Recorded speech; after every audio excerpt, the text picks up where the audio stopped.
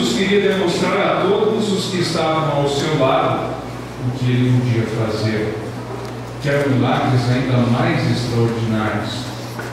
Seu amigo Lázaro estava enfermo e as notícias que chegavam não eram animadoras. Até que Jesus sentiu em seu coração que era tempo de ir ter com Marta e com Maria. A demora foi excessiva. Quando ele chegou, já não havia mais nada a ser feito. Lázaro estava morto e enterrado. As dúvidas e as perguntas se acumulavam em todos ali. Se Jesus amava mesmo Lázaro, por que não viera antes? Será que ele não tinha o poder para curá-lo? Um coração que dói corre em direção de Jesus.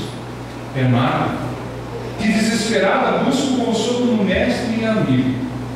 E ao chegar, encontra um Jesus amoroso que estende a sua mão e lhe diz: Marta, nosso irmão irá ressuscitar. Marta, creio, o coração crê, mas a inteligência duvida. E Jesus fala mais uma vez: eu sou a ressurreição e a vida, Marta. Maria, necessitando de consolo, vai até Jesus, e ele, arrebatado pelo amor, chora a sorte de seu amigo. O clamor de Jesus sobe até os céus e ele se entrega a Deus em oração. E depois, em confiança, diz: removam a pedra, pois Lázaro dorme.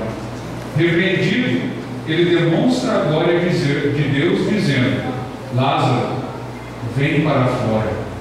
A ressurreição e a vida estavam no meio daquele povo. Muitos creram no poder de Jesus e tantos outros se entregaram o seu coração para o Mestre. Os milagres se sucediam, mas a paz e o consolo que chegavam no coração daqueles que encontravam Jesus era muito maior e muito mais verdadeira do que qualquer outro milagre